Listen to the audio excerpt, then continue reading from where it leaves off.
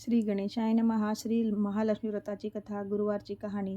एकावी भक्तानं श्री महालक्ष्मीच्या व्रताची कथा. गुरुवारची कहाणी. ही कहाणी वाचल्याने किंवा ऐकल्याने दुःख, दारिद्र्य, काळजी दूर होते. महालक्ष्मीच्या कृपेने समृद्धी, संपत्ती, ऐश्वर्य, वैभव प्राप्त होते. मनीची इच्छा पूर्ण होते.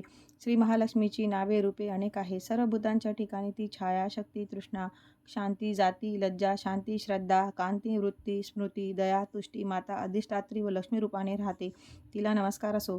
कैलासावर पार्वती, क्षीरसमुद्रात सिंधुकन्या, स्वर्गात महालक्ष्मी, भूलोकी लक्ष्मी, ब्रह्मलोकी सावित्री, गोलोकी राधिका, वृंदावनी रासेश्वरी, चंदनवनी चंद्रा, चंपकमणी गिरजा, पद्मवनी पद्मा, मालतीवनी मालती, कुंदवनी कुंददंती, केतकीवनी सुशीला, कदंबवनी कदंबमाला, राजप्रसादी राजलक्ष्मी, घरोघरी गृहलक्ष्मी अशा विविध नावांनी महालक्ष्मी ओळखली जाते.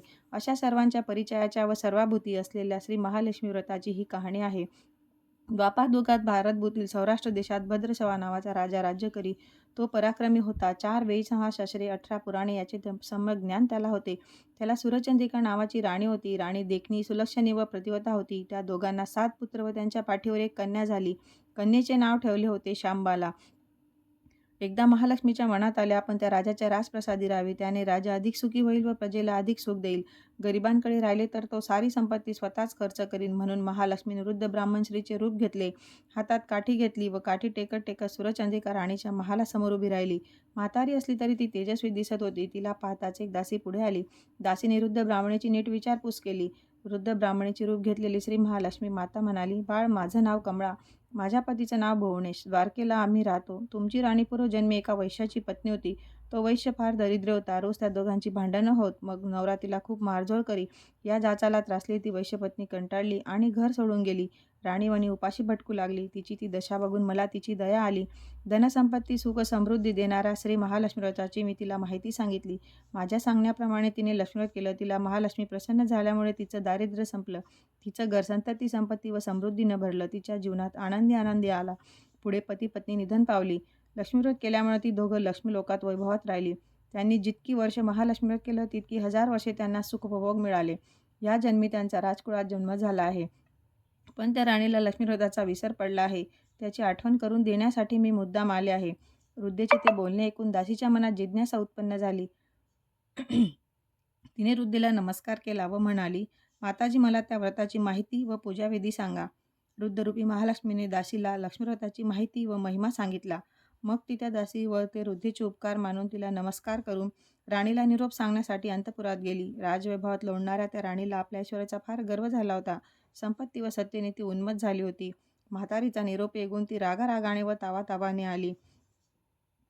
त्या वृद्ध ब्राह्मण स्त्रीला फटकळपणे बोलली. तिला धक्काबुक्की केली. ती वृद्ध ब्राह्मण स्त्री म्हणजे प्रत्यक्ष महालक्ष्मीच होती हे काही राणीला कळले नाही. राणीचा तो उद्धटपणा पाहून महालक्ष्मीने तेथे न राहता स्वस्थानी जायचे ठरवले. ती राजद्वारातून निघाली. वाटेत तिला शांबाला भेटली. शांबालेला सगळी हकीकत कळली. तिने वृद्ध ब्राह्मणीची क्षमा मागितली. तेव्हा महालक्ष्मीला तिची दया आली. तिने शांबालेला लक्ष्मीव्रताची माहिती सांगितली. तो दिवस होता मार्गशीर्ष महिन्यातील पहिला गुरुवार. राजकन्येने महालक्ष्मीव्रत सांगितल्याप्रमाणे भावभक्तीने केले. त्यामुळे सिद्धेश्वर राजाच्या मालाधर या राजपुत्राशी तिचा विवाह झाला. ती पतीसह राजवैभवात नांदू लागली. इकडे महालक्ष्मीचा कोप झाल्यामुळे भद्रश्राव आणि सूरचंद्रिका यांचे राज्य, ऐश्वर्य, वैभव सर्व गेले. त्यांची अन्योन्य दशा झाली. एके दिवशी सूरचंद्रिका आपल्या पतीला म्हणाली, आपला जामात राजा आहे, खूप श्रीमंत आहे. त्यांच्याकडे जा, आपले हाल सांगा. त्यांना दया येईल. ते आपल्याला सहाय्य करतील. त्याप्रमाणे भद्रश्रवा जवळच्या राज्यात आला. तो तळ्याच्या काठी बसला असता पाणी नेण्यासाठी आलेल्या शांबालेच्या दासींना तो दिसला. त्याची राजलक्षणे जाणून दासींनी त्यांचे नावगाव विचारले. त्यामुळे तो शांबाला राणीचा पिता हे कळल्यावर दासी धावत धावत शांबालेकडे गेल्या. त्यांनी सर्व हकीकत तिला सांगितली. दासीकडून राजवस्त्रे पाठवून शांबालेने आपल्या पित्याला मोठ्या थाटामाटाने राजवाड्यात आणले. आदर सत्कार केला. नानापरीचा पाहुणचार केला. तो परत जायला निघाला तेव्हा तिने हंडा भरून धन दिले. भद्रश्रावा घरी आला.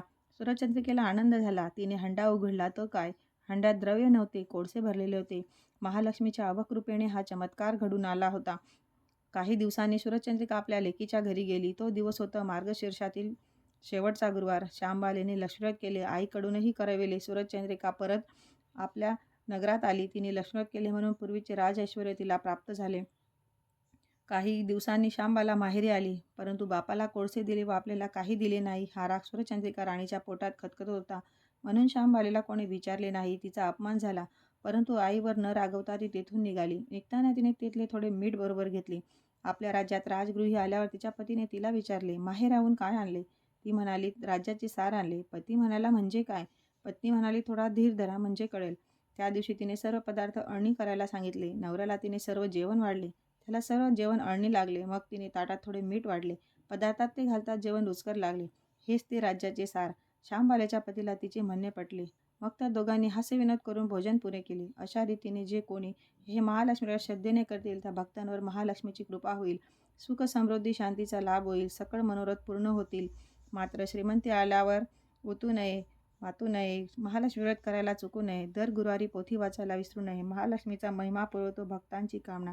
अशी ही श्री महालक्ष्मी व्रताची कथा, गुरुवारची कहाणी सुपड संपूर्णम. श्री महालक्ष्मी देवी नमः. ओम ह्रीं श्री लक्ष्मीभ्यो नमः. ओम शांती शांती शांती.